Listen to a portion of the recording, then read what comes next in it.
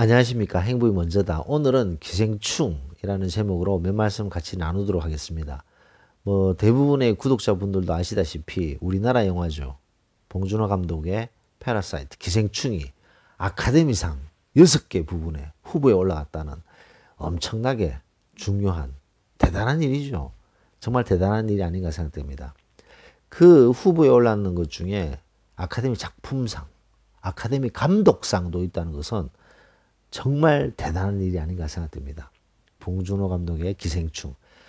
아마 이 행복이 먼저다의 대부분의 구독자분들이 이 영화를 보셨을 거라고 생각됩니다. 뭐 저도 봤는데요.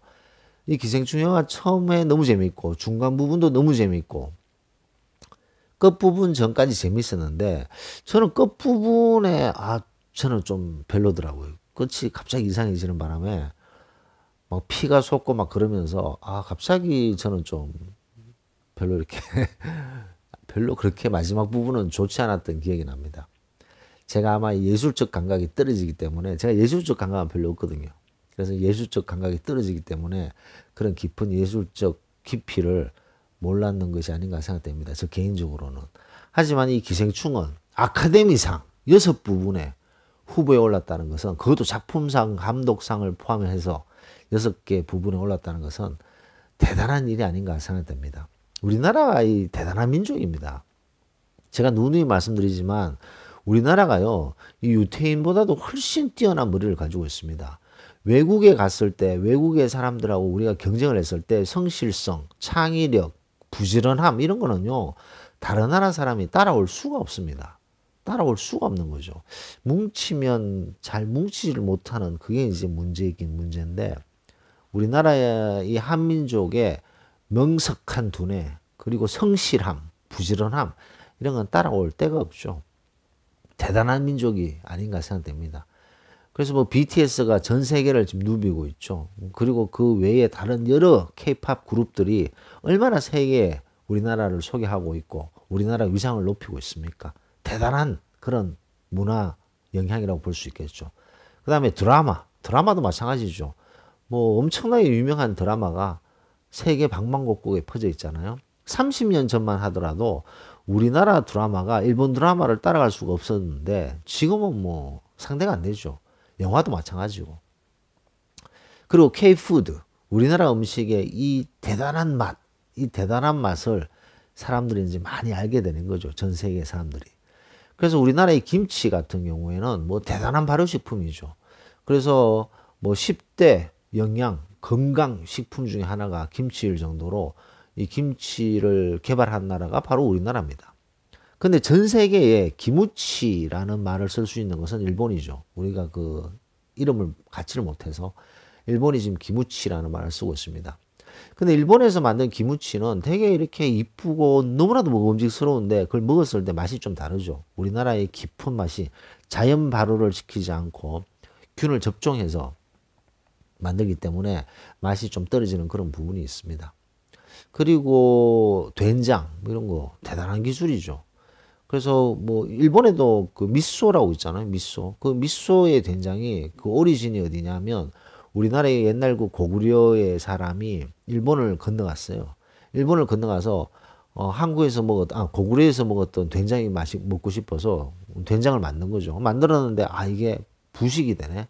곰팡이가 쫙 펴야 되는데 습하잖아요, 일본이. 그래서 균들이 자라버리는 거죠. 그래서 곰팡이균을 직접 접종을 하게 돼요. 코지죠, 코지. 코지를 접종해서 된장을 만들었는 거죠. 그래서 된장을 만들었는데 고구려 시대 때 된장을 그 미소라고 그랬었어요. 그 이름이 이제 그대로 넘어간 거죠. 고구려 때 된장을 미소라고 불렀는데 그 미소가 이제 그대로 넘어가서 일본의 미소가 된 거죠. 자, 그래서 이제 기생충 영화를 얘기를 하다가 지금 얘기가 좀 빠졌는데, 우리나라의 한민족의 어떤 그런 실력, 감각, 창의력, 성실성, 이런 것은 세계적이다는 거예요, 세계적. 그래서 이 아카데미상 오스카상에 지금 후보에 6개 부분에 올랐는 그런 엄청난 그런 업적을 이룩하고 있습니다. 후보에 올랐는 것만도 대단하죠. 이 오스카상이 쉽게 받을 수 있는 상이 아니잖아요. 좀 전에 아카데미상. 아카데미상하고 오스카상하고 차이가 뭔가요? 오스카상. 어떤 사람은 오스카상이라고 얘기를 하고 어떤 사람은 아카데미상이라고 얘기하는데 그 차이가 뭔가요? 이 보통 영화제 같은 경우에는 국제영화제잖아요. 국제영화제인데 미국의 그 로컬 영화제입니다. 이 아카데미상은. 그게 미국 그 영화예술과학 아카데미 협회죠. 영화예술과학, 과학, 예술은 아트고 이제 과학은 사이언스잖아요. 그 아카데미 협회인데 그 영어로 하면 Academy of Motion Pictures Art and Science라는 AMPAS라는 협회입니다. 협회. 이 협회에서 주는 상이죠. 그래서 이게 너무 길다 보니까 아카데미상이라고 얘기를 한 거죠. 근데 아카데미상을 여러분들 기억하시면 그 중년의 남자가 칼을 이렇게 탁 들고 있잖아요. 그 중년의 남자가 이 칼을 탁 들고 있는데 그 조금 전에 말씀드렸던 그 미국 영화예술과학 아카데미 협회에 사서로 일하던 어떤 여자가 있었는데 그 여자가 그 아카데미상 그 중년의 남자를 보면서 자신의 삼촌과 닮았다 그런 거죠. 내 삼촌하고 닮았네? 그 삼촌 이름이 오스카예요. 그 다음에 두 번째는 헐리우드 배우가 첫 남편이 있었는데 그 첫 남편하고 또 이 아카데미상하고 비슷하게 생겼네. 근데 그 첫 남편 이름이 오스카야. 그래서 오스카라는 말이 나오면서 1930년대죠. 1930년대에 칼럼니스트도 오스카라고 얘기를 하면서 아카데미 협회에서 그 미국 영화 예술과학 아카데미 협회에서 오스카를 받아들이게 됩니다. 사실 받아들여야 되는 거죠. 왜냐하면 아카데미라는 것은 너무나도 광범위하잖아요. 영화만 지적하는 것이 아니라 너무나도 많이 써줄 수 있는 것이 아카데미이기 때문에 아카데미상, 그래서 오스카상을 받아들이게 되면서 오스카상이라고도 얘기하고 아카데미상이라고도 얘기하게 됩니다. 그래서 이 두 개가 별개가 아닙니다. 같은 거죠. 근데 많은 분들이 헷갈리는 거죠. 상들이 워낙 많기 때문에 오스카상하고 아카데미상은 다른 거 아닌가 이렇게 생각하시는 분도 가끔씩 있어서 물론 대부분은 아실 거라고 생각됩니다만 그래서 이 아카데미상, 오스카상에 우리 기생충 6개 부분이 올라갔다는 것은 대단한 것이고 그 작품상 감독상인가? 감독상을 받았는 아시안이 대만 출신의 유명한 감독이 한 분 계십니다. 그분 외에 아시안이 지금 후보에 올라가는 것도 대단한 거죠. 그래서 이 봉준호 감독의 기생충 좋은 성과가 있기를 바랍니다. 후보에 올라가는 것도 대단한 겁니다. 자, 근데 기생충 얘기를 하면서 제가 이 얘기를 오늘 주제로 꺼낸 이유가 무엇이냐? 우리나라의 한민족의 그런 어떤 성실성, 근면함, 부지런함 대단합니다. 우리가 그 일을 하는 데 있어서 회사 일도 마찬가지지만 한강변의 기적이라고 얘기하잖아요.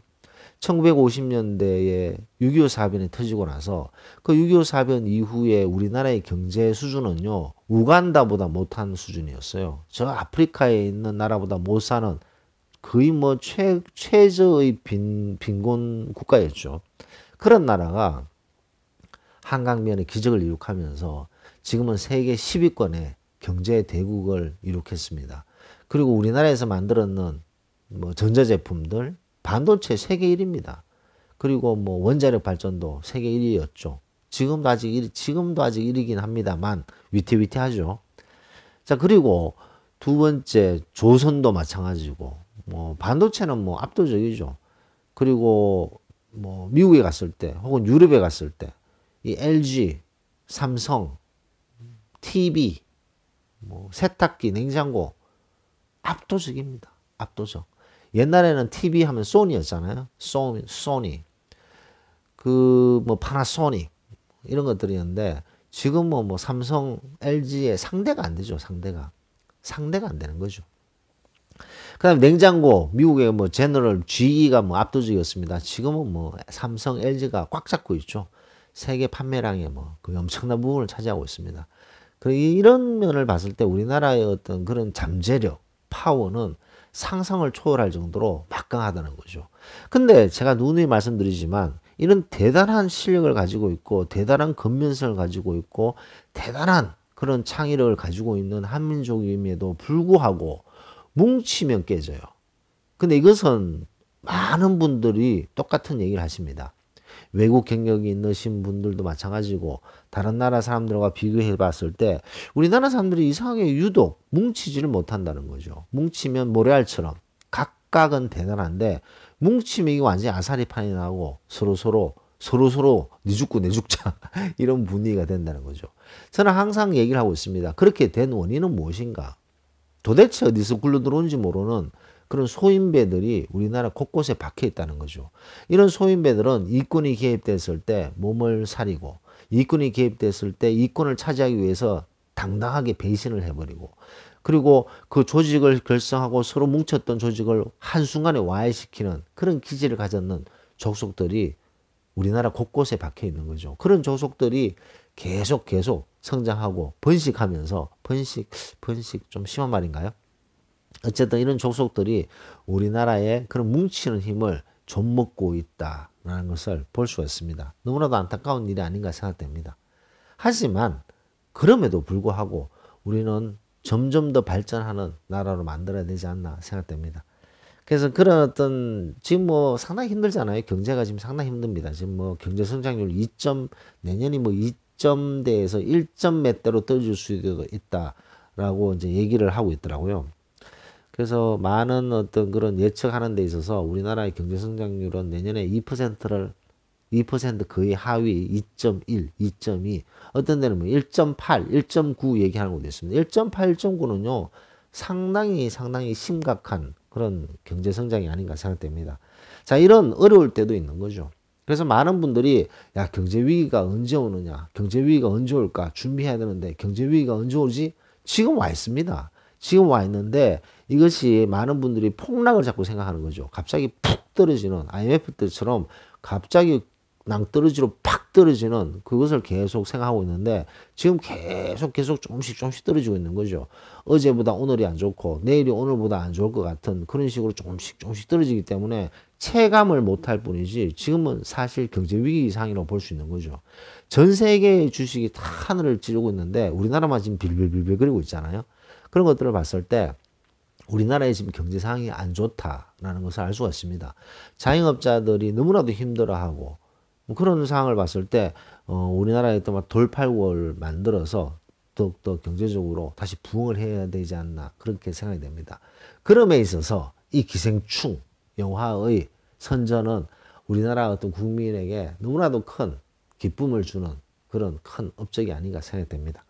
그래서 오늘 기생충 영화 아카데미상 6개 후보에 올랐는데 물론 제가 평소에 녹음하는 거랑 조금 얘기가 좀 다른 각도의 그런 녹음입니다만 한국 사람으로서 너무나도 값진 그런 결과 아닌가 생각되어서 몇 말씀 드렸습니다. 녹음을 마치도록 하겠습니다. 감사합니다.